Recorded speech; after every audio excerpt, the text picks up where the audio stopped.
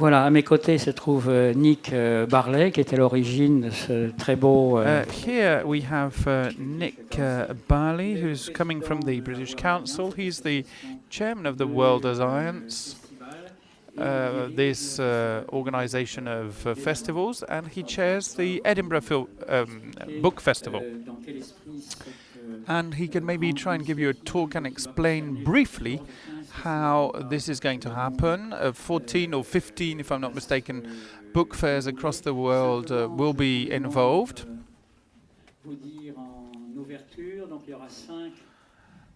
Can I maybe just tell you that there will be 5 talks today, tomorrow afternoon, and tomorrow morning, and again Monday morning and afternoon. These talks are filmed and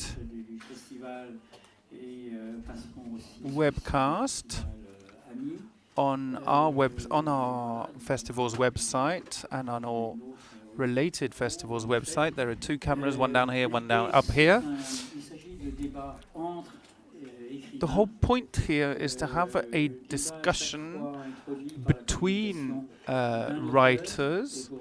The first element is that there'll be an introduction by one of the writers. We have BOUALEM SANSAL talking about censorship. You've just saw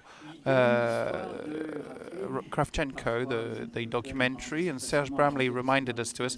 I mean, intellectuals too often think that they are the proponents of freedom everywhere and every time and every moment in time, even though they in fact have sometimes been complicit in totalitarianism across the 20th century, and may sometimes want to criticize their own behavior and shortcomings. So much for my general introduction, I think.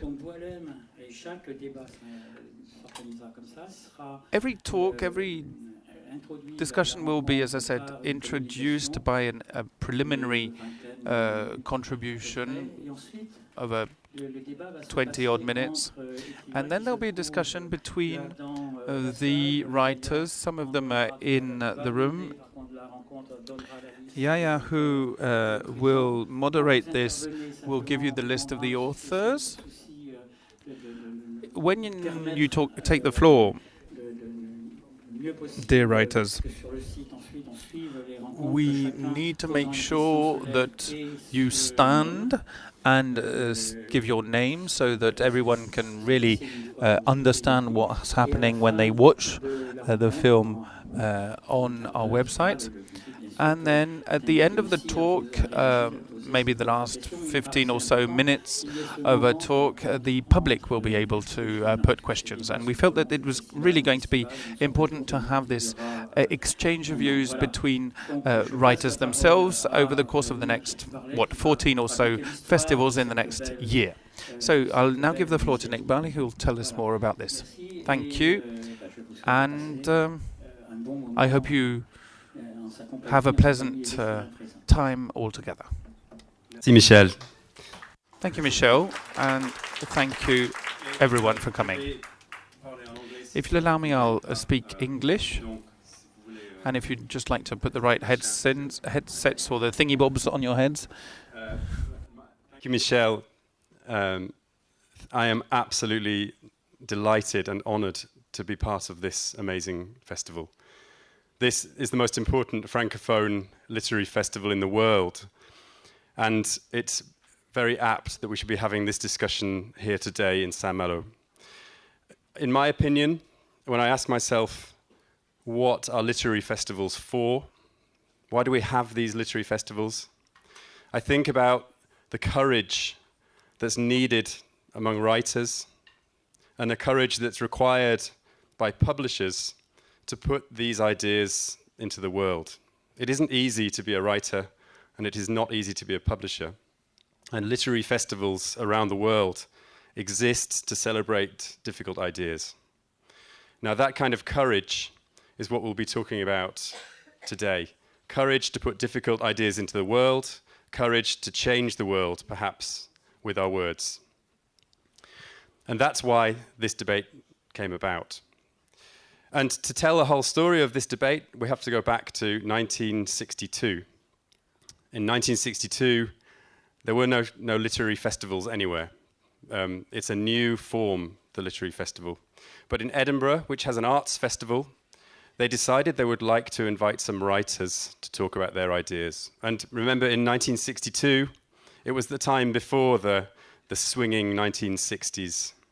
It was a time when homosexuality was illegal in Britain. It was a time before the Beatles.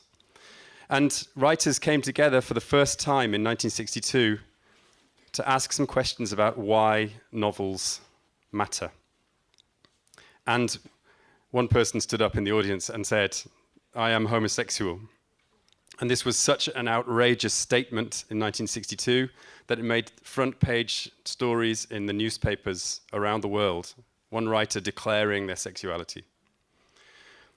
And so this discussion in 1962 was talked about around the world. But it was a discussion in Edinburgh, and it was a discussion in English.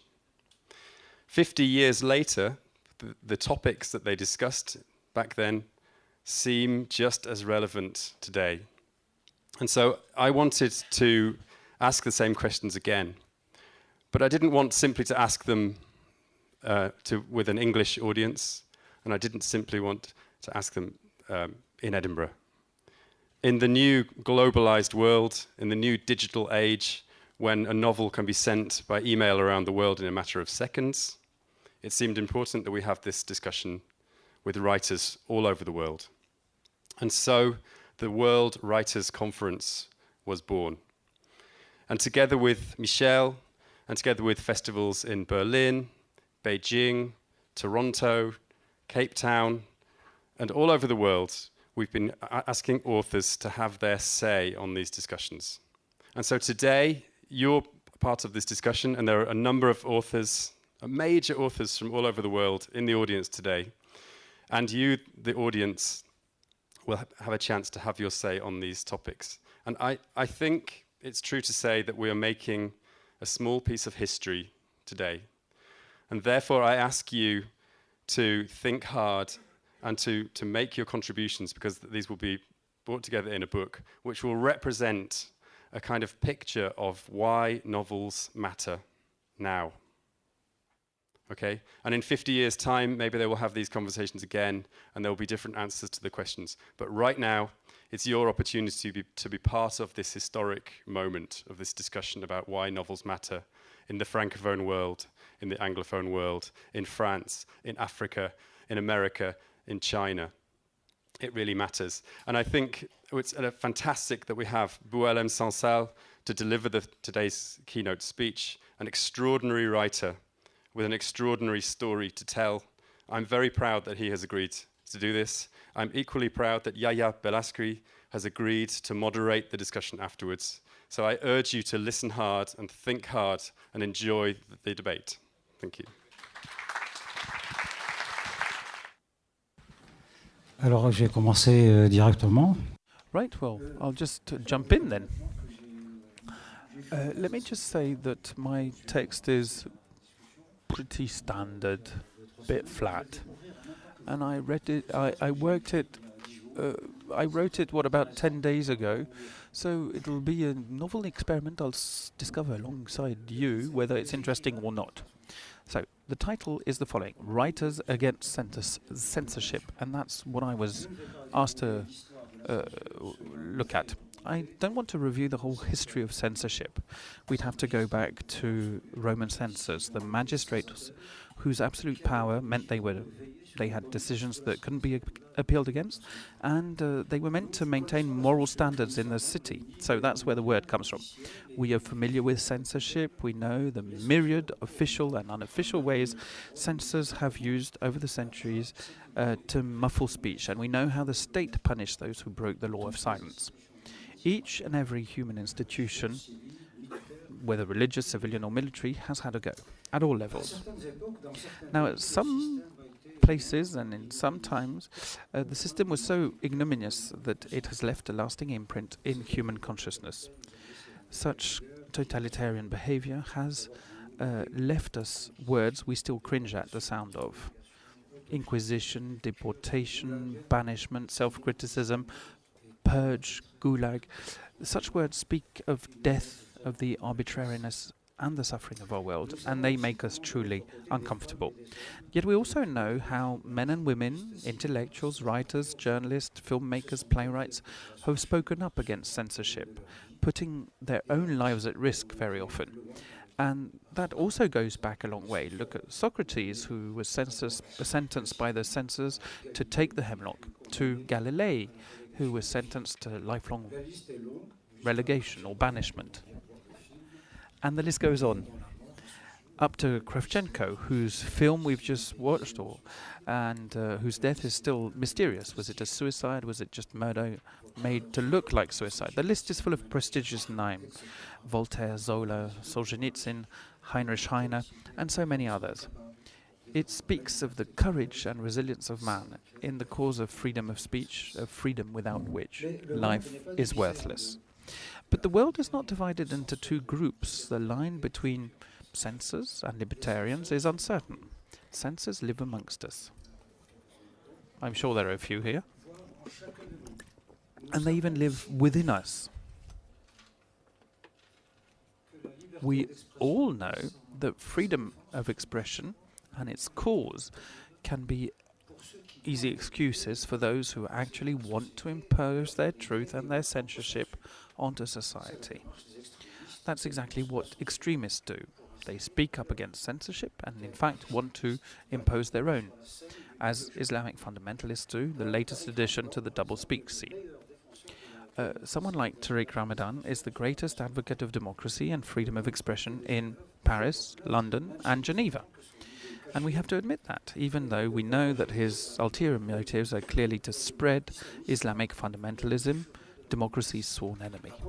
Now, conversely, ardent proponents of freedom of expression have, on occasion, asked for restrictions to freedom of expression. That's exactly, for instance, what the Guesso Act does when it established the defense of denial of crimes against humanity. But it draws on positive inspiration.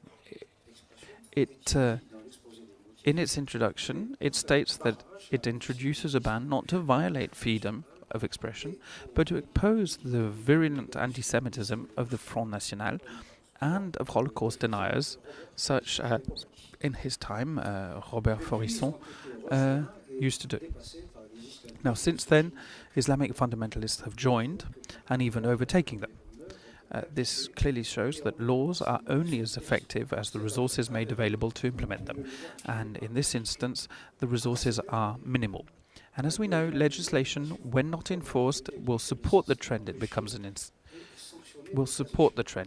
incentive to do what it is meant to prevent and sanction. Now, for the radical anarchist that Noam Chomsky is, it is evil. He claims that freedom of expression only makes sense if it is unfettered. And he has therefore heavily criticized the Guesso Act. Now, it's easy to imagine what would happen if the law were repealed and if freedom of expression were unrestricted, as Noam Chomsky, who was defended Faurisson, would want to. There is a host of deniers and manipulators, and they would manage very soon to get us to forget genocides against the Indians in America, against the Armenian genocide in Turkey, the Jewish genocide in Europe, and they would even manage to get us to forget about large-scale colonial massacres. They would try to convince us that slavery and colonization were just collateral damages in the forward march of history and civilization. In fact, they have already tried, and a law was passed here in France in 2005. In Article 4, it requested historians to highlight the positive aspects of colonization. And in Article 13, it extended the benefits enjoyed by those repatriated from Algeria to all OAS activists, including those previously convicted of terrorism and murder by French courts. Now, this was going to lead to a comprehensive reworking of history and to a new form of censorship to gag all dissenters. Historians rebelled, the revisionist provisions were withdrawn, but those who put them forward are still sitting in Parliament, expressing the same beliefs which, incidentally, are becoming more popular. It is all quite simply about democracy killing off democracy.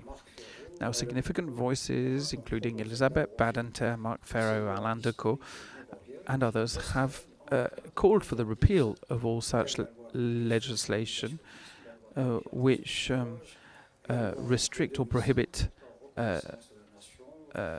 freedom of thought, such as the Guesso Act on Revisionism, the Taubira Act on Slavery, the Act of 2005 on the Nation. Now, should we do so? That is a real issue. The question is quite simply as old as censorship itself. Is prohibition or restriction always an act of censorship? Orhan Pamuk probably agrees with Chomsky, and he was sentenced not for denying a historical truth widely accepted across the world, and probably in Turkey, but for acknowledging it. So, we have in the Holocaust and the Armenian genocide two crimes against humanity as the focus of two contradictory forms of censorship. In one case, whoever denies genocide is condemned. In the other, whoever acknowledges it is. Orhan Pamuk was condemned and reviled at home, but praised and honoured abroad. Those who deny the Holocaust in Europe are welcomed, listened to, and honoured in many countries. In Iran, for instance, extremely learned symposia are often organised at which people claim that their voice is muffled in Europe at the instigation of the Jews and of Israel. The questions of racism, xenophobia, homophobia, sexism, Islamophobia, anti-Westernism and others are similar.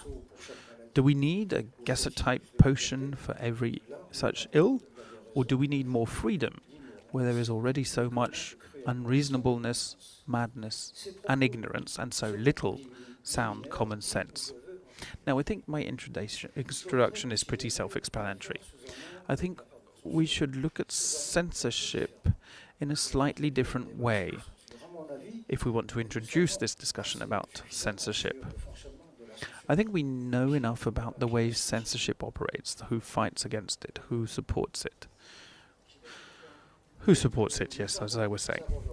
But too often we overlook the basic issue, the issue of legitimacy. What I mean is the validity, or otherwise, of the reasons which, at a given moment in time, in a given country, leads the dominant classes, civilian, military, religious and financial, and other institutions whose purpose is to give meanings to society, such as universities, Masonic organizations, learned societies, and the media, to state the truth and the way they should be observed, and to claim that straying from this would threaten public order. Now, they already have the power to direct and possibly to force people. That should be enough, but no, they want everyone to share their philosophy and to support their domineering project. Anywhere the spirit of censorship takes root, it spreads and becomes all pervasive and prospective. Now, it may also be interesting to see how writers delegitimize censors' arguments and how they legitimize their own arguments. In truth, they have forgotten how to do so, if they ever knew how to. For instance, delegitimizing Islamic fundamentalists by saying that they want to introduce Sharia is a statement of the obvious. Sharia is part of Islam, and it's perfectly normal that a Muslim should want to be governed by the laws of their faith, just as Democrats would want to be governed by the laws of the democracy they believe in. Same goes when saying that Sharia is violent. Capital punishment in the US, in China, in Japan, or elsewhere is no less violent. So that, I think, illustrates, in my view, why censorship lasts. We don't always know how to delegitimize its bias and its claims. On the contrary, our arguments too often support it. For instance, to criticize the means without unpicking the underlying ideas is to support these very ideas. Now, it isn't really a debate about an exchange of views between advocates of opposed opinions, but a vital struggle between two contradictory views of society. Secrecy is part of human history. Some want to keep it untouched and untouchable, as it guarantees their power, and will do all they can to protect it. Others want to remove it as it obstructs and keeps men ignorant and destitute. Writers stand on the cusp between these two worlds, the world of secrecy and transparency. But not all writers are looking in the same direction. Some denounce the censors, but many also denounce their victims and those who support them. In Paris, the global capital of human rights, left-wing intellectual came and accused Kravchenko for denouncing Soviet totalitarianism. Are those people who side with the dictatorship sincere? Do they really, truly believe that good can come from evil, that some evils are worse than others? Looking at censorship from this point of view means looking at truth. What is truth? Who holds truth? Who can confirm that it is real and more useful to society than doubt, questioning, or mistakes may be? These are so many basic yet relative questions. Definitions, indeed, are entirely different from one country to the next. Now, censorship is no longer an official institution in democratic countries. It is pervasive and enforced through legislation. Anyone, public or private institution, voluntary organization, individual, anyone can turn to the court to impose censorship on an article, a book, a film, or a painting. They will mention defamation, infringement of privacy, breach of peace, blasphemy, sexism, racism, anti-Semitism, homophobia, etc., etc. Now, in a democratic environment, there is a double difficulty for writers active as defenders of freedom of expression. First of all, it is difficult for them to speak against censorship, as they are talking about court rulings that have been handed down on the basis of existing legislation and against which it is always possible to appeal to a higher court. Secondly, confusion is such in society that speaking against censorship can be seen as supporting the action that gave rise to the initial complaint and the court case. When Charlie Hebdo printed the cartoons of Mohammed in support of the Danish Jyllandsposten, which was being threatened by Islamic fundamentalists, many accused Charlie Hebdo of Islamophobia, blasphemy, racism, and the like. But the fact is there. Defenders of freedom almost always end up in the dock, and the censors are justified in their ways. It is a vicious circle. Now, everywhere you turn, you hear people saying, with despair in their voice, that you can't speak about this or about that, about homosexuals, about Jews and Israel, about Muslims or Islam, about insecurity in the neighborhoods, etc. Censorship is so pervasive across democratic societies that speaking up will lead to criticism and reproach, or even physical violence and litigation. Ironically, silence has become a form of freedom. Saying nothing is saying it all. But it is also depriving yourself of any form of action, while the struggle for freedom requires, first and foremost, a practical commitment. So to sum up, I feel the following questions should be examined. How can we fight censorship? How do we delegitimize its arguments? How do we convince society that the excesses of freedom will always be less serious than those of censorship? So, actually, it's interesting what I've just read, isn't it?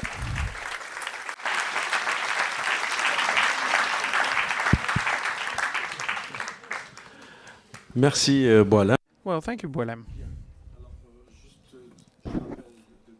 Can I just set the ground rules? When one of the speakers takes the floor, do stand up and give your name, because there'll be an audio track, and like that we'll know what's happening. So a number of writers have joined us. I have all sorts of people: Marc Baer, Barek Beyrou, Jean-Marie Blas de Robles, Serge Bramley, Sochal Andon Valibord Solich, Maryse Condé, Maryse de Caranguer, Malgré Comte, Pitt From, and others who are or not here.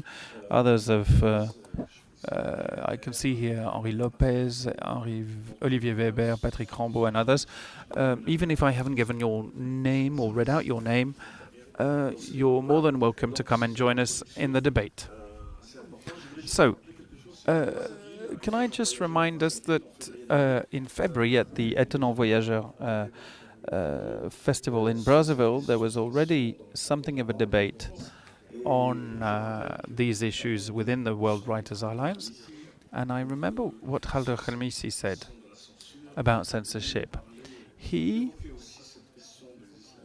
also mentioned Islamic fundamentalists, and he was talking about the digital Islamic army, something that was established in Egypt, and they're very active across the board, or rather across the net, to challenge democratic ideas. And they're remarkably powerful and very active, as I said. So, dear writers, you have the floor. Do tell us more, and tell us what you think about censorship. Velibor, I think you had something to say.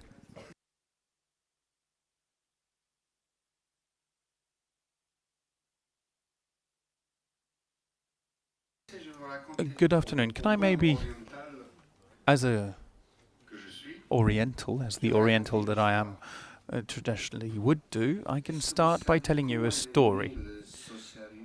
Do you know how social realism emerged in communist countries? No? Okay, well, I'll tell you because I have something to tell you. It is said that a king in a distant land wanted to have a portrait of him painted. Now, it was a bit of an interesting or special king. He was blind in one eye and limped. And he said it was he set the ground rules for a contest, a competition, very easy rules. Either it's good, you get lots of money, lots of gold and silver, and I will give you my daughter's hand in marriage, or you'll lose your head. So the first painter comes and says, right, he limps, he's blind in one eye, he's not particularly handsome. So he paints him as Apollo. The king looks and says, no, sorry, I'm not like that. I mean, I'm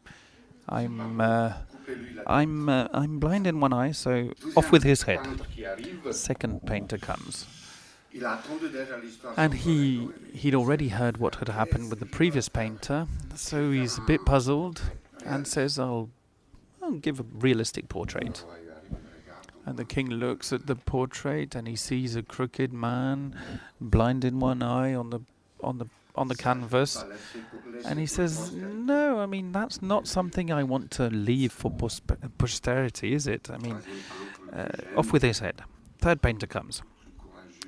The younger one, the braver one maybe, the more clever one maybe, he comes up and says, Your Majesty, I don't really want you to keep a check on what I'm doing. Can I maybe just come for sittings? I'll work back at the studio and I'll come and present it when I've finished. So that's what happens. He brings the painting. The painter takes the cloth off the painting, and the king says, what? What? And I'll have to put the microphone down or I can't tell you. And you see the king on horseback, pulling an arrow. And in ex-communist countries, we say that that's how socialist realism appeared. Merci, Velibor. Merci. Thank you very much, Velibor. You have the floor. Authors sitting in the audience to comment or maybe share thoughts with us. Voilà.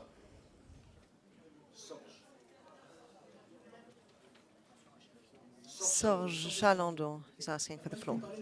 I would like to talk about a very specific type of censorship, self-censorship, because we are in France, don't forget.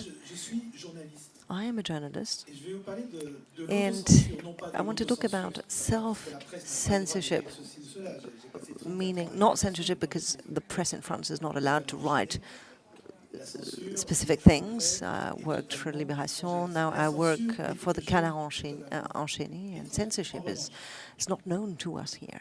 But when you're a journalist, well, journalists are not supposed to be the subject of what they write. They should not show their emotions in their articles. So the problem that we journalists have is to censor what we are as a man, as a woman, to give objective information. And I want to be very humble here, because I know that there are authors sitting here who suffer from censorship in their own country, which is something that, again, we in France do not experience. However, in France, or for me, self-censorship from being a journalist is, for me, about making sure that I don't write about my own fears, my own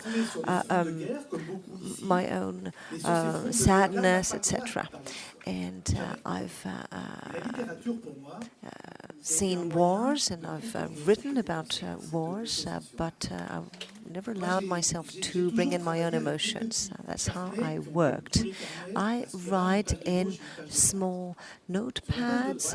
On the right-hand side, I always take notes about what I want to write, you know, for the newspaper, from my article. And on the left-hand side, I take notes about what I'm not going to put in my article, about myself, about my emotions. And when I write novels, sometimes I wonder whether these novels are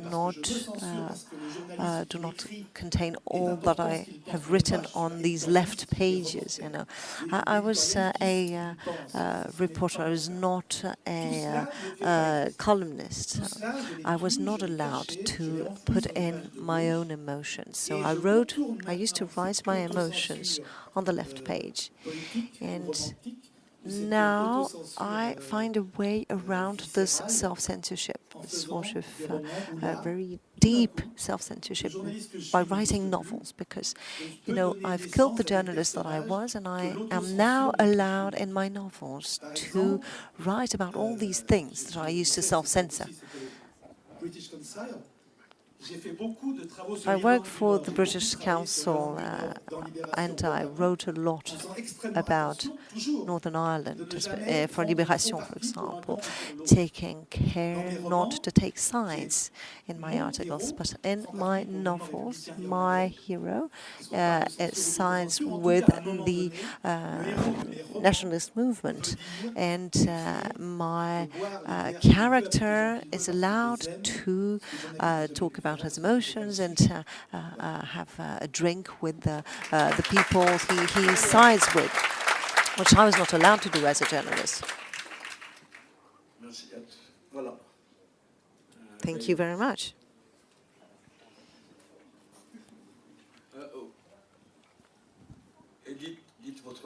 Please state your name. The author will have to speak in a microphone, otherwise the interpreters cannot interpret.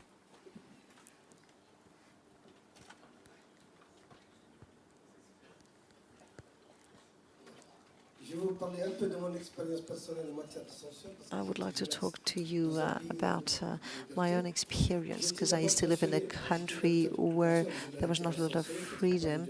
I experienced censorship several times. Once when I was writing, when my newspaper wrote about a group of military forces who tried a coup and were caught and hanged. And for me, the most important censorship was not this one. At the end of the 80s, I was writing short novels in the only daily newspaper in the country, which is called Shab, The People. And I wrote a short story about a person who was not blind but could not see the stars. And at the end of the story, you know, the idea was that he couldn't see the stars because he had to have the stars in his mind in order to be able to see them. And the chief editorialist called me and said to me, we can't print that because, you know, it looks like you're talking about the military forces who tried this coup, and we can't do that. It will be like an offense for the head of government. And I said to him, I'll take you out and we'll have a drink together. I think you're ill and you need help, you know. Because I feel that those who actually use censorship are sick. They fear freedom of speech. They don't want others to express themselves freely, and I think that the problem is that if you do away with a certain kind of censorship, others will come and will implement another type of censorship. So I think you have to, or censors, you have to deal with censorship itself. And I think that we have to use, we have to make the most of the little freedom that is left to us in any case, make the most of it. That's what's important.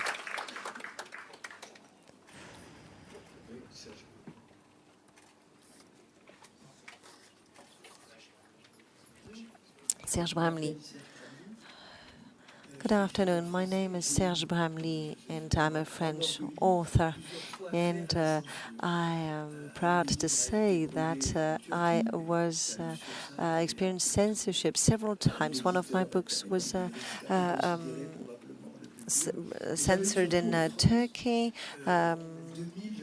Was about Sade, and in France I wrote a book called Henri in the year 2000, and I was attacked by all the extremist associations and groups in France. So we went to court, and of course we won, but the problem was that this bad reputation was attached to the book before it even came out. It started in the Figaro and spread throughout the entire press, entire papers, and we managed to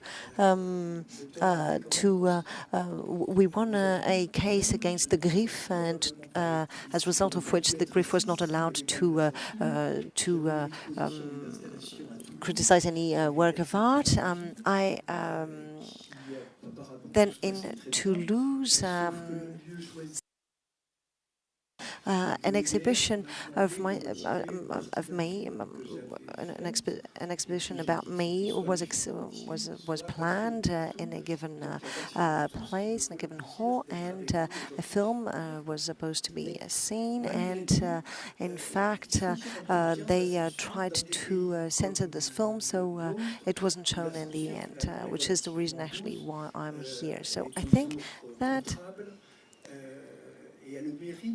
it is important to fight against censorship because we need to show what we need to identify what we want to fight. I don't know whether you've already been on a beach, a nudist beach, when everybody's naked. There's no sexual, nobody's sexually aroused. So I think this is how we can promote freedom. You know, we live in an era where everybody is allowed to, we can do everything, you know, everything is allowed, and the only limitation that you have is that maybe somebody will be offended, and sometimes you don't do what you would like to do because you think that somebody could be offended. France, for example, is nowadays a very tolerant country. So we live in an era of tolerance, but the problem is this sort of, it's a weakness in a way, you know, because we don't know who we are fighting against, because the enemy is not clearly identified. We are fighting against our own selves because we fear that if we say something wrong, somebody will be offended, etc. And there are a lot of people in the country and the high circles that we respect and that we like, and we don't want to offend them. So I think that we have to become aware of this and identify these invisible frontiers, barriers, because they are the most difficult to fight.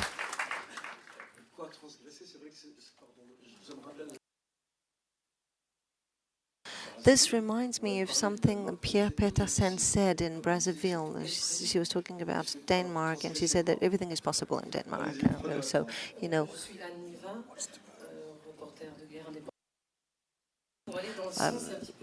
so what there was, she was saying that there was nothing taboo in Denmark. Yes, I would like to respond to what Serge has said. I spoke to my father this morning, Georges Nivak. He's he's an expert in Russian literature, and he's a translator of Russian literature. And he said to me that in 1979 he took part in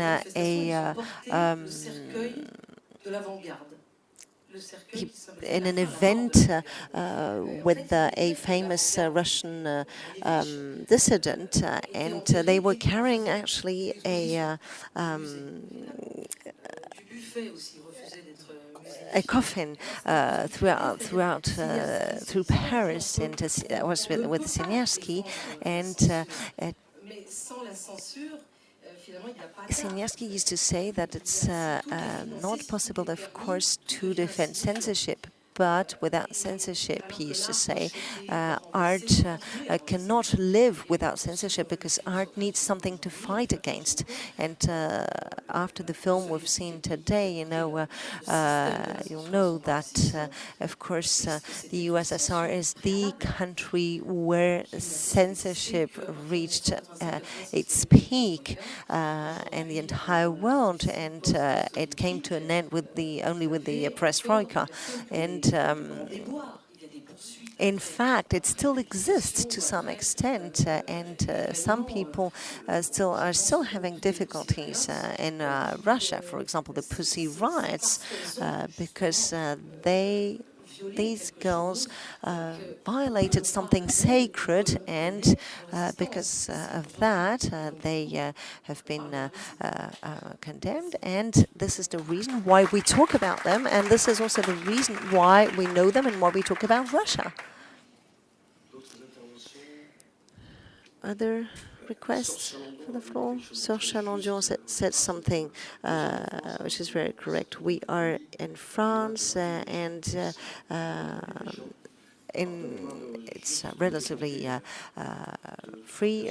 relatively free country, but in some countries represented here, it's very hard for people, and some people have their lives at stake, actually, if they open their mouth. And like in Algeria, for example, we have an example of a colleague who actually he was killed because he voiced things that were not supposed to be voiced. And for many years, for example, BOUALEM and SANSAL's books could not be found in Algeria. I went once I went to a very small bookshop, and the German village was in the shop window, and I found it. It was in the shop window, and I found it. You know, in a country with 38 million inhabitants, there were no books by BOUALEM SANSAL, although he is maybe the greatest Algerian writer.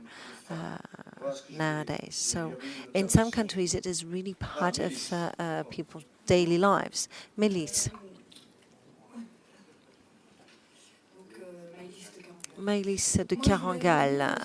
I want to react to what BOUALEM SANSAL said at the beginning, because what is interesting in this topic of censorship is that, you know, it is clear at first that we're all against censorship, of course.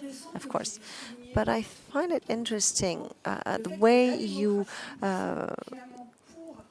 explained that in order to exist as a democracy, any given democracy, like France, a Western democracy, needs to generate a very strong system of laws which actually lead to a certain form of censorship. And this is there is a very complex relationship here. You talk about Noam Chomsky, who's a radical anarchist, who is in favor of no censorship at all.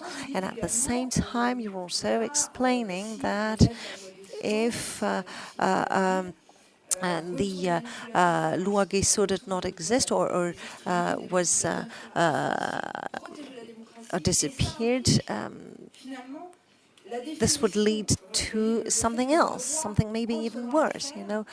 And it means that the idea that the law comes into play, and it's very important in the democracies because it gives rise to a series of laws which play an important role in censorship.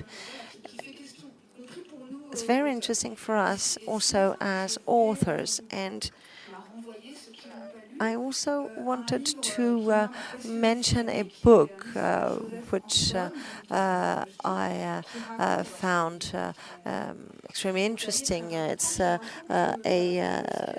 book by Salman Rushdie called Joseph Anton, in which he explains what he went through when the satanic verses were published. And it's very interesting because the people who supported him were not in the writers' world, you know, not writers, they were not publishers. That there was a sort of self-censorship which became very real among writers and publishers. And he in this book, he explains who helped him and how they helped him, and it's very interesting.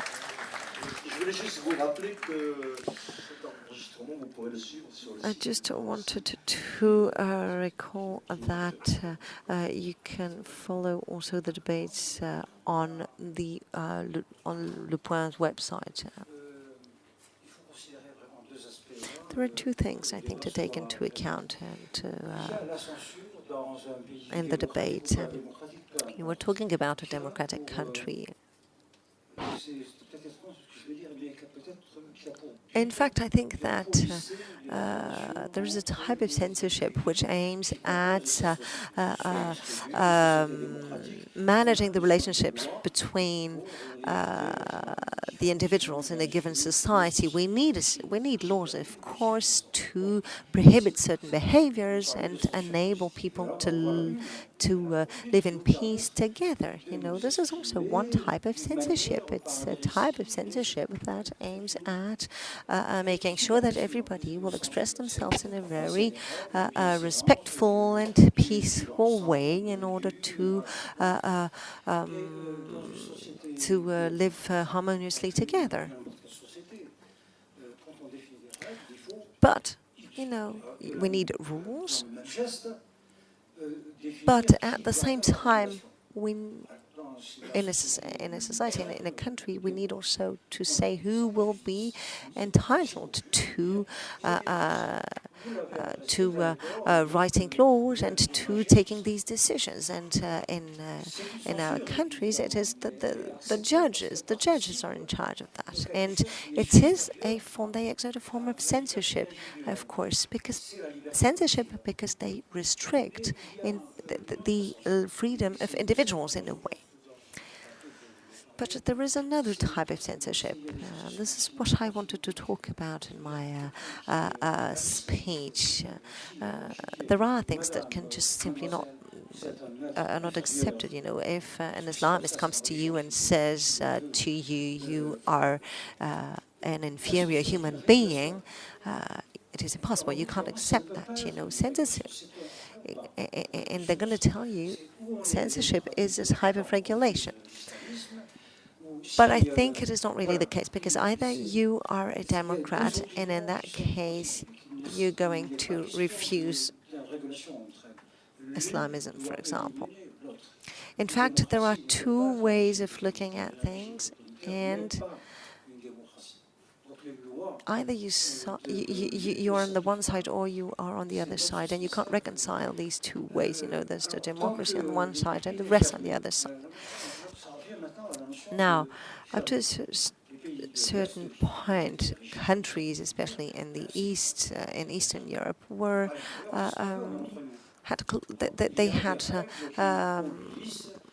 their frontiers were closed. You know, they needed rules to regulate what people were allowed to do. But we now live in an open world where ideas can travel from one country to another, and ideas can be transposed from one country to another, and in a second country they can be a given rule can be felt as an offense, can trigger conflicts in another country, although it was totally acceptable. As you were saying, censorship in some countries, you know, can lead to death. And I was talking about this type of censorship.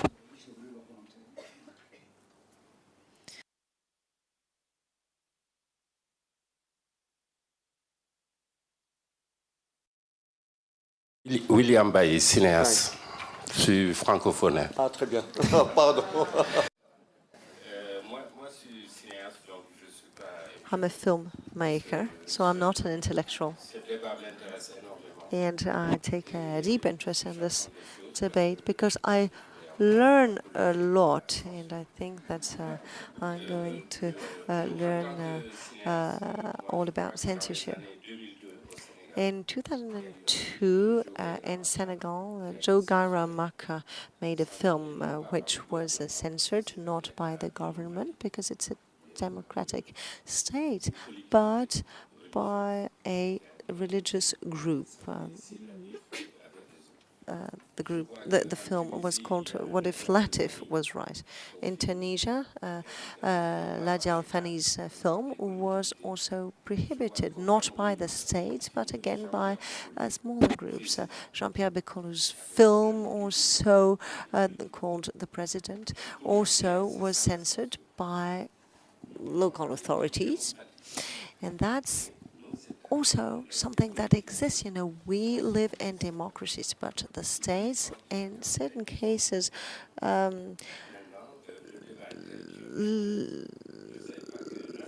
authorize communities to censor certain films. And I did not know so far until today that in some cases censorship could have a positive effect. I see that.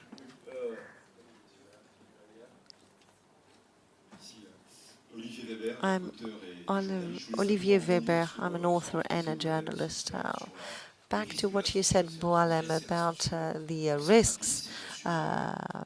You know, in some cases, or in some countries, people can be taken to jail or can even be sentenced to death if they make their voice heard. But in democracies also there's a type of censorship, you know. As a colleague was saying, there is a type of censorship because, for example, certain groups, financial partners, for example, can put journalists under pressure. And it's important, I think, in those countries to learn how to transgress this. And what is really what I find really dangerous is that in some cases the general public accepts censorship in a way, and we're all writers, readers, and we need to learn to transgress censorship, and that's extremely important. In Algeria, for example, there is a lawsuit pending against the director of a certain TV channel because he wanted to broadcast a film by Marjan Satrapi. And why are they doing this? Because they wanted everybody to know. They wanted to tell everybody, all the filmmakers and broadcasters, what could happen if they went against what the against the official line. And in southern countries, you know, where censorship sometimes is the strongest, associations, communities, journalists, people actually fight against corruption and its mechanisms. An author called Tante Spal, who he's an author and he's also a journalist. He wrote Away from Chandigarh and the Assassin's History, wrote a diary called writes in a newspaper called Telka. It's on a website, and he received threats by Indian extremist groups, and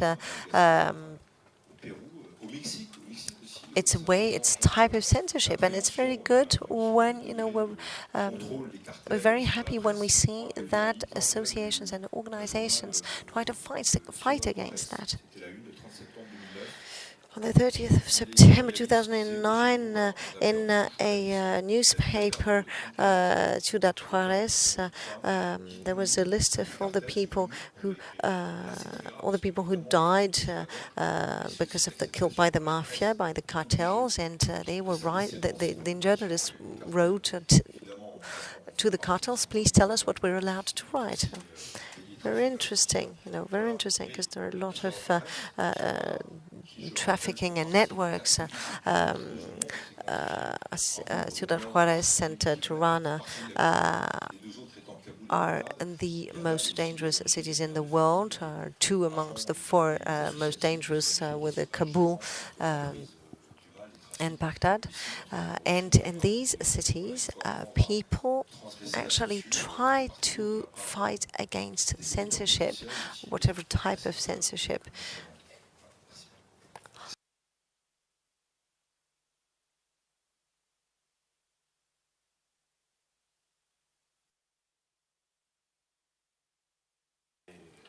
Atik Brahimi, writer and filmmaker of Afghan descent. There's an old saying that says that everyone fights for what they don't have. So in Afghanistan or Iran, obviously we fight for absolute freedom. Whereas in countries such as this one, people complain about freedom. So yes, obviously there needs to be limits and red lines, but as soon as you admit that, then you have problems, you have questions. But maybe we need to look at the modern world and the way we publish things. I mean, what are we doing with the internet? That's a real issue. And it's completely overhauling our approach to censorship and the body politic.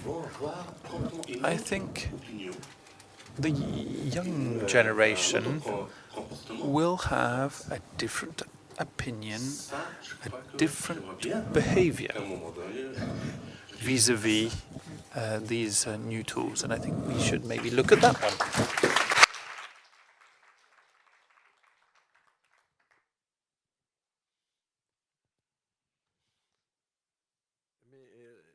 question quand même soulevée par... Well, I think Serge Bramley's question was very important. I mean, if you'll allow me, I'd say that this is a very real issue that resonates with me. I mean, in a free country like France, a creator is offering something, and then EDF, the electricity board, is saying, take these pictures out or you'll have a problem. And you know that Civitas, for instance, demonstrated in front of a theatre to oppose a show, for instance. Well, that's unacceptable and it's violent and they're not nice people. So we're not talking in praise of censorship. Censorship is different, but BOUALEM mentioned this. The censorship imposed by Islamic fundamentalists. I mean, you mentioned the communities, but communities was a shorthand for Islamic fundamentalists in Africa. Now, in those countries where what is at hand, or at play, is censorship, is the life and death, censorship is a real issue. So we're pleased to see these people here. Yes, the film I mentioned earlier was not exactly the object of censorship. They just asked me politely if I could snap 15 minutes out of it. Actually, that same film had been broadcast in China the year before, and that had been censored, i.e. 18 vetted, and thanks to the 18 certificate, there were queues, very long queues of people coming to see this highly exciting banned film. Now, what I wanted to say is that censorship in France is all very, consensual, cheerful, acceptable in a way. Obviously, life is not an issue of life and death. And what is at stake is very different from what would be at stake in other countries. But it's more sneaky, it's more pervasive, and even more, in a way, difficult to challenge from the art creator's point of view. Jean-Marie Blas-Robles.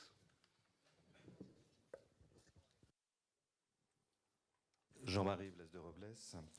Je voudrais continuer sur... Jean-Marie Blas-Robles. To echo what Serge Bramley said and what about Sorge said about this, the soft spot for democracy, for censorship in democracy, and come back to self-censorship. Yes, obviously it's very different from what is happening in Afghanistan or Tunisia or Egypt.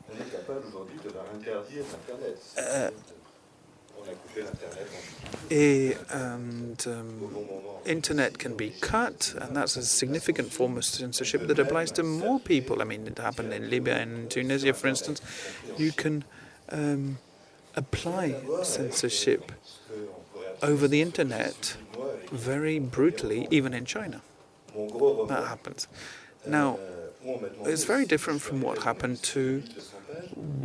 with my first novel. I had a nice big manuscript, nice fat one, 1,200 pages, and my publisher said it's going to be 300 pages or not at all.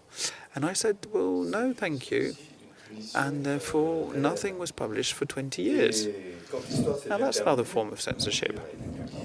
Now, when my book was, in the long run, published, printed, circulated, and rewarded for all sorts of things. I got prizes. So in my town, in Orléans, the mayor had to do something and invite me to the public library and ask me to be the sponsor of the media center. And they asked me to read a couple of pages of my book, and I said, yes, fine, this was all about young people, I'll read something from the first chapter then. And I was told quite clearly that I couldn't read it in front of the préfet. And the first line is the man with the pointy dick. And in that case, well, I'm not going to read it then. So that was it. That was that. And it wasn't an issue of death, life and death. But it's just a small example of the things that happen and that are very real in our democracies, even though that is very different from hardcore, genuine censorship in those countries in the grip of Islamists. Sorge. Yes, well, BOUALEM SANSAL is here with us. Could he maybe speak to us, tell us a story, and listen maybe, possibly? BOUALEM wrote a marvelous book entitled in French Rue Darwin, Darwin Street. And he was invited, he let himself be invited to Israel at the French Institute to talk about his book. And BOUALEM, who was meant to get the Arabic novel prize, didn't get it because he went to Israel. Quite simple fact that he set foot in Israel turned him into a renegade, into a bastard, into a traitor, and deprived him of the award he should rightfully have received. Now, I don't know exactly what happened. I heard that a mysterious benefactor was about to give you 15,000 euros or something. But can you tell us what happened because of your trip to Israel and how it deprived you of?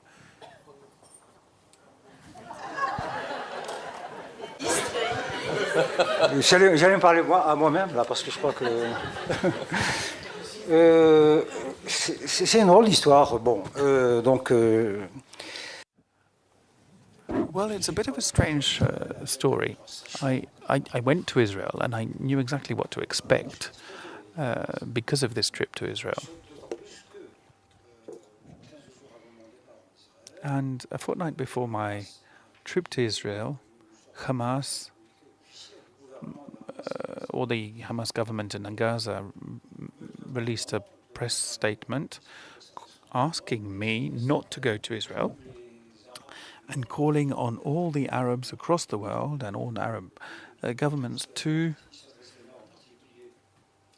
act.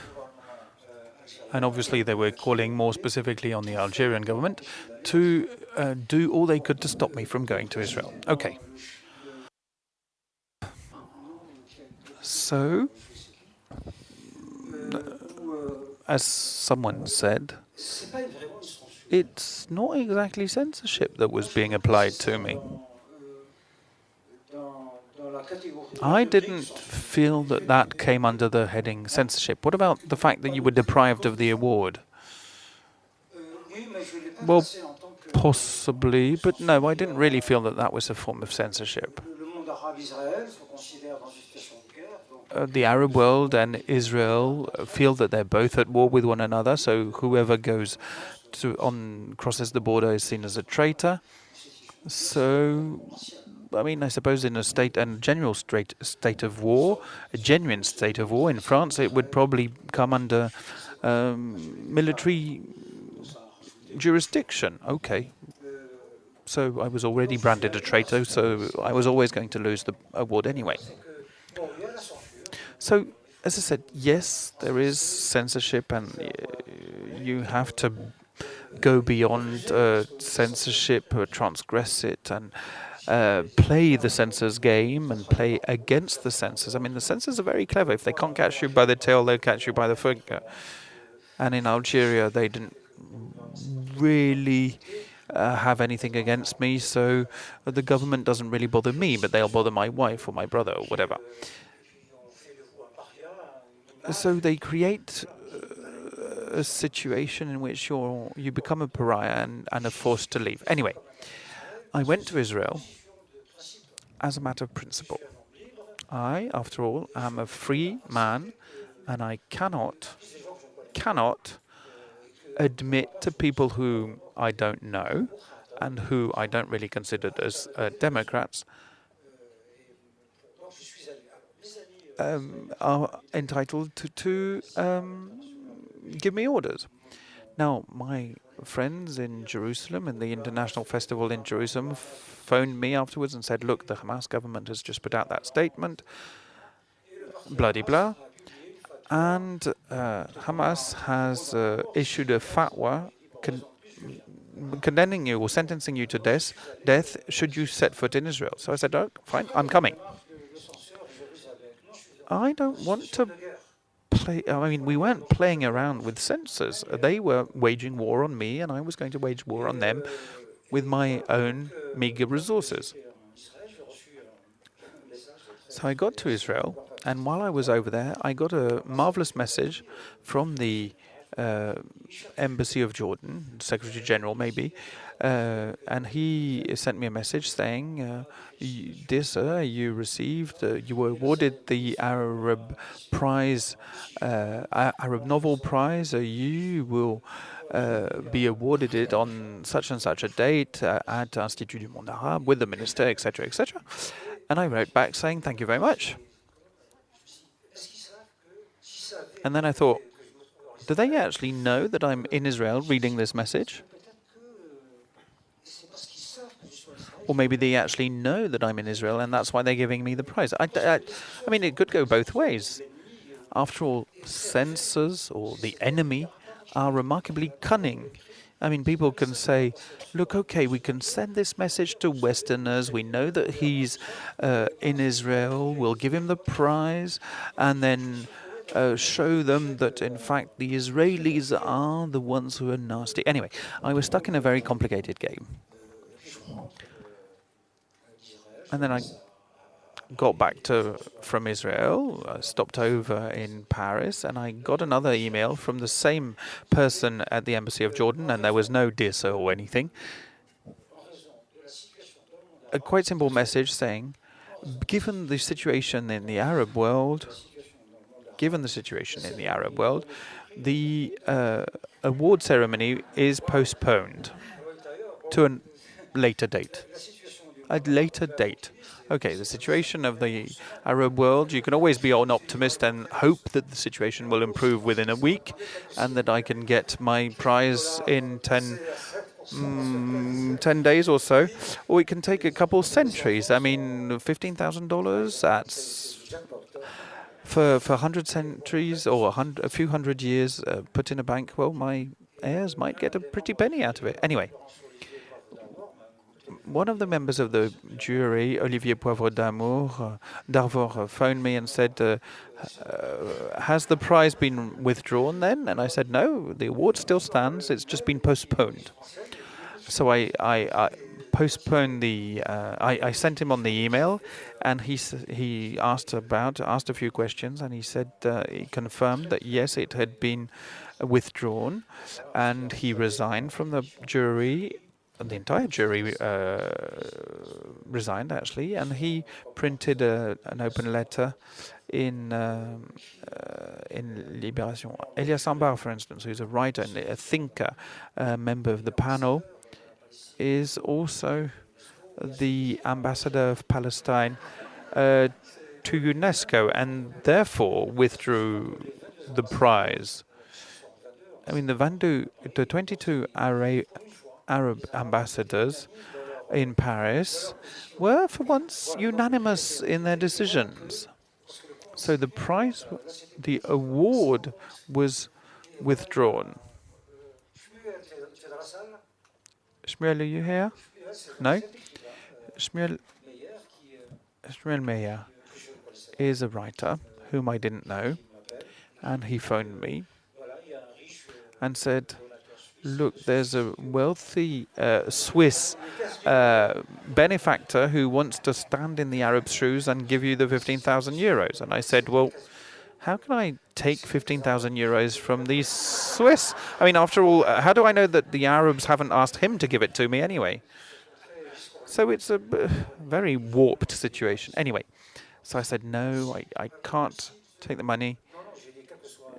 Whoever it is, I can't take it. Even if it were the Pope, I wouldn't take the money. I mean, if I get an award for a prize, fine, but why would he want to give me the money? What have I done to deserve his money? So I said no anyway. But he was very insistent and said, look, you don't want that money? Fine. Well, please tell me which charitable organization you want me to give that money to then. And it so happens that there is an organization I know, Un Cœur pour la Paix, a Heart for Peace.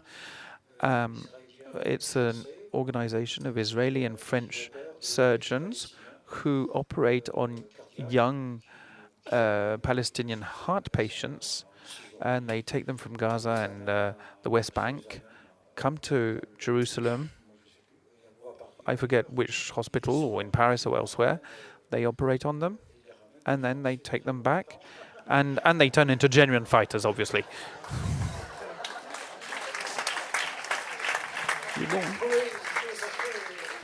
Anyway, sorry, I was being a bit tongue-in-cheek here.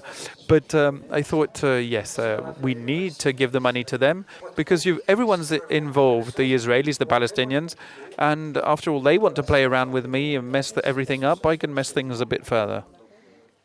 So the money got there. So playing around, going beyond the limits, the transgressions, that's all what we're talking about. Yes, but still it's censorship. I mean, war or peace, it doesn't matter. This is a form of censorship. Any other comments? Yes. Julien Dissila, playwright of Congolese descent. What Congo? Brazzaville.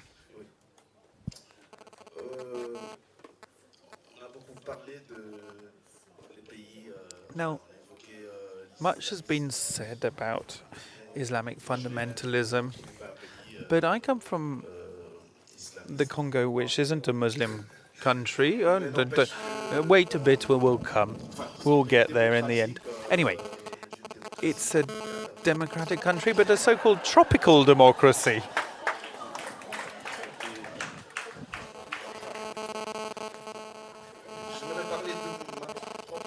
And can I maybe, therefore, share my own experience? I wrote a book called Crabe Rouge, with the disappeared from one of the beaches. It was, in fact, a play, and it was very difficult to have it on stage in Brazzaville. Quite simply because the people that were being accused or who had been involved in the events were still in power. Now, when I mention tropical democracies, it means that, in fact, if you want to live long, you have to shut it.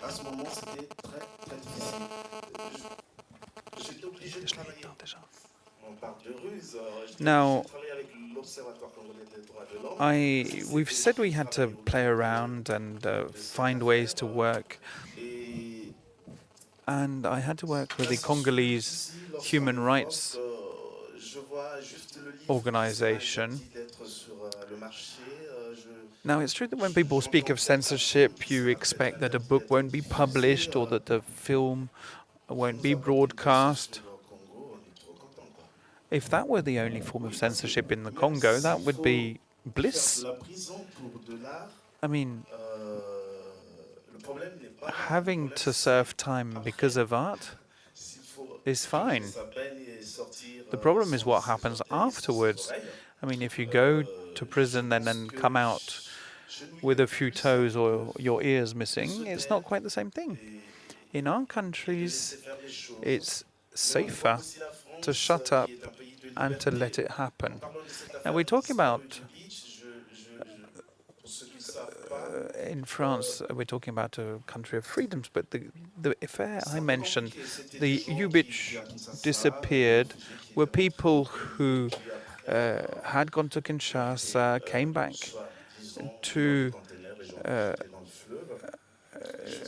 back home, and then they were put in cases and containers and dropped in the river. One of the people involved had an address in France, The family had brought a court case here in France. Things got underway, and the person was apprehended in France and arrested, but released at 4 in the morning. 4 in the morning. And that was in France in the years 2000. So there may be things that are happening here that we are unfamiliar with. This country, the place of human rights, as we say, may be the venue for things that are unknown. And if you're on the other side as an artist, it becomes very difficult when these people enjoy such a status here that you cannot act against them. So how can you fight against them at home?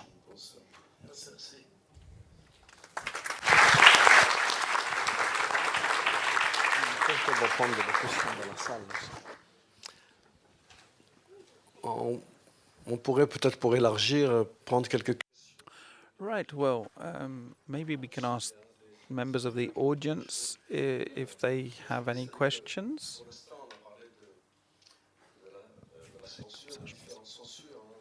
So we've spoken about censorship, about how it's imposed and enforced here or there. We've spoken about what sorts of censorship there may be. But the film showed us something very different, the conniving between thinkers, writers, and censors. I mean, we haven't really discussed this, but over the course of time, it has happened. And that's exactly what the Kravchenko film reminds us of. So, maybe a couple of comments from the audience, or not. If there are no comments, we can just go on. Yes, there's a lady here at the back. Who are you, please? Anne-Solange Noble.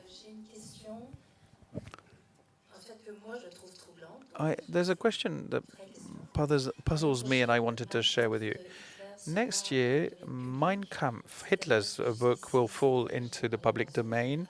It will no longer be copyrighted, and for the moment it's copyrighted and can't be published. Nowadays, from next year, it'll be able to be published by anyone and everyone. Should we impose censorship in France against this? Well, thank you for that one. Well, people will have to come to a decision and take sides. Serge Chalandon. Mein Kampf is already being sold. There is you can find an edition with a clear, understandable introduction. I mean, in Mein Kampf, you have absolutely everything. Everything you could expect, everything you had to fight, everything you need to know.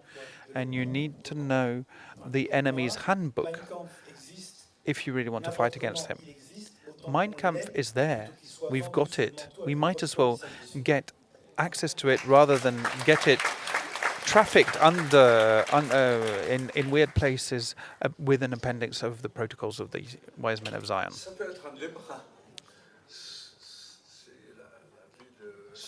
So that's Serge Chalandon's opinion.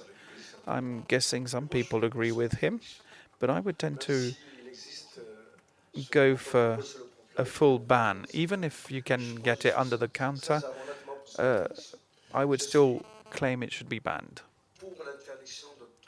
I support the ban of anything that negates or violates individuals' freedoms.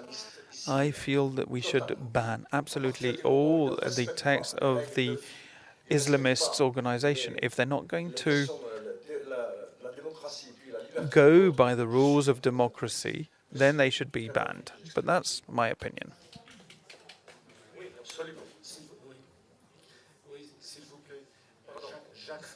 Jacques Fayol, Frenchman and citizen of the world. On Mein Kampf, I would agree with what Monsieur Chalandon says. Democracy will tell us, but Sophocles in Antigone says that beyond the written rules, there are unwritten rules, and censorship is all about writing these rules and giving us an opportunity to transgress them.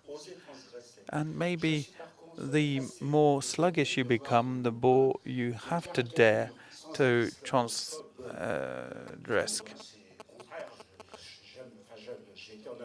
I have lived in the Arab world and I appreciate Islam, but I find it very strange that there should have been so little, so few caricatures or cartoons about Islam or the Prophet. Remember when Charlie Hebdo did support the Danish newspaper, we saw how Charlie Hebdo was being accused of fanning the flames. People were saying, think about what would happen. There could be bomb attacks in France. I mean,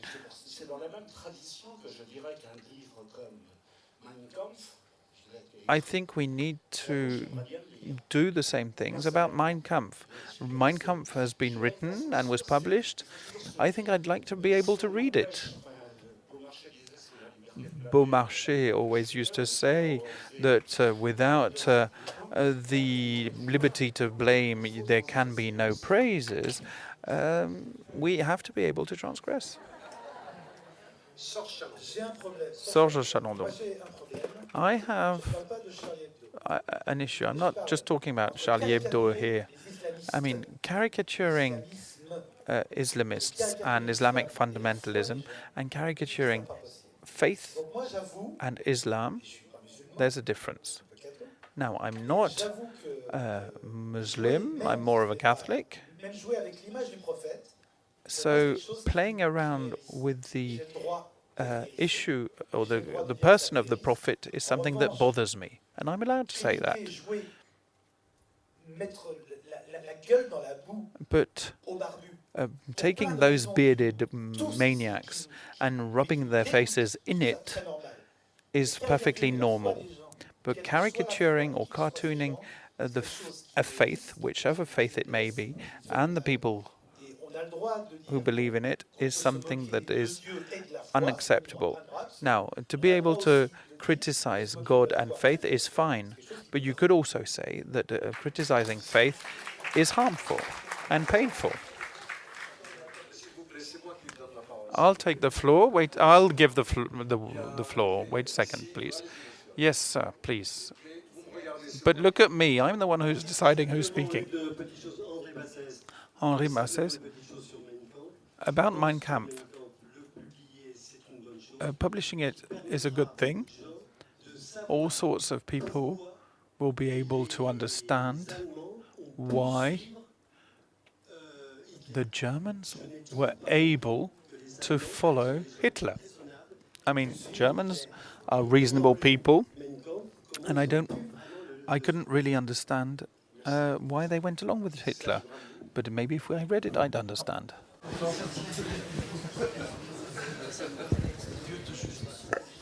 J'ai l'impression que je suis là pour perturber la bonne marche. Now, about Mein Kampf, I think it's very interesting to publish it because it has a lot of meaning in our history. But the science protocol, for example, we know the story. It's a very popular book in certain countries where it is seen as a classic book to read. Is not the same thing, you know. And I think that for this type of content, the difference will be in the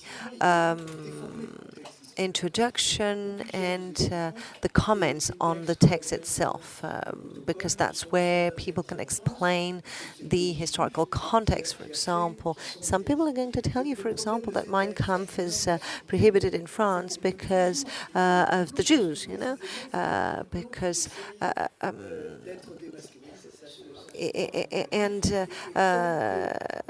people, if we should we prohibit Mein Kampf, the publication of Mein Kampf, we could be criticized for it, and I can't say whether it should be allowed or not, but I think that without any introduction and without any comments in the same book, the text could be dangerous. About people's beliefs and religions, I'm an atheist, and I'm deeply convinced, and I like to I like to attack religion, to be really honest, because sometimes I feel offended by people talking about their religious beliefs or using their religious beliefs. For example, when I see the newly elected American president swearing on the Bible that he's going to do his job as best as he can, for example, I feel it as an offense. So, and there are many examples of that. So, you know, is it possible as an atheist to have your rights respected, and hence is it possible as a true believer in God to have your rights respected? I understand what you're saying, but what I actually wanted to say is that now I didn't want to say that didn't want to express my faith in God. I just wanted to say that I think we should be respectful.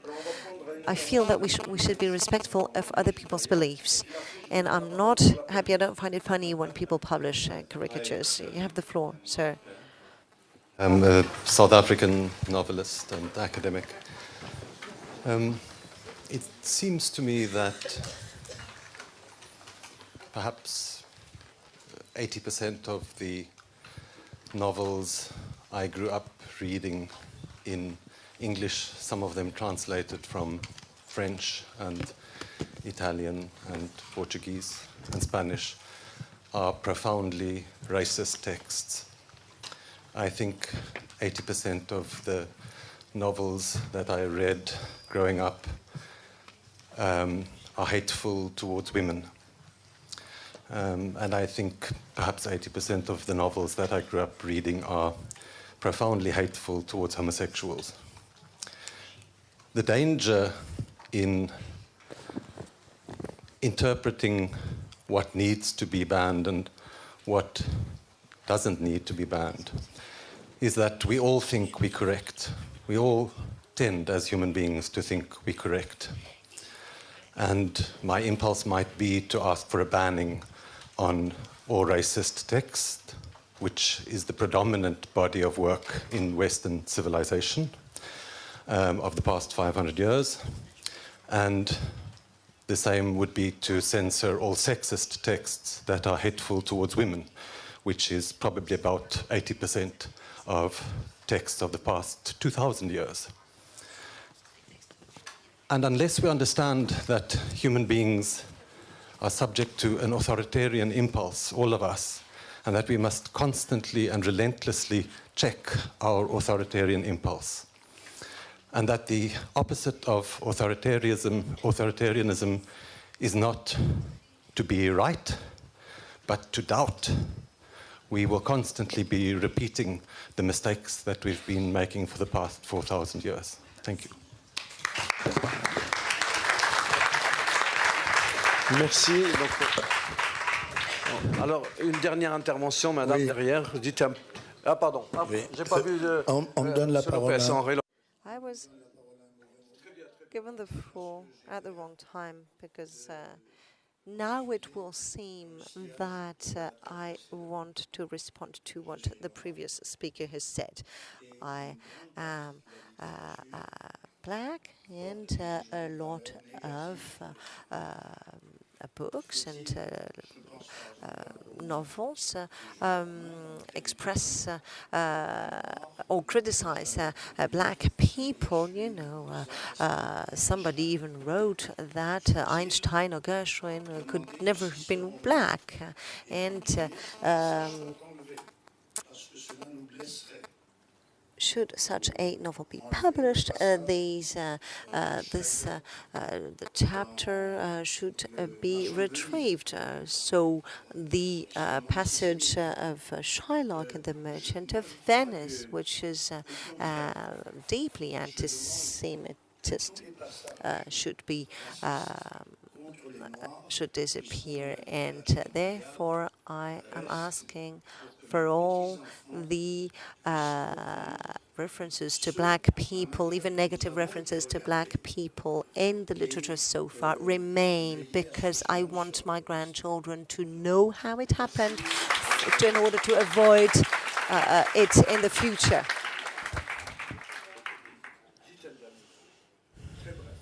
Very briefly, please, one last word. And she is looking for the microphone, I think. There is another microphone here.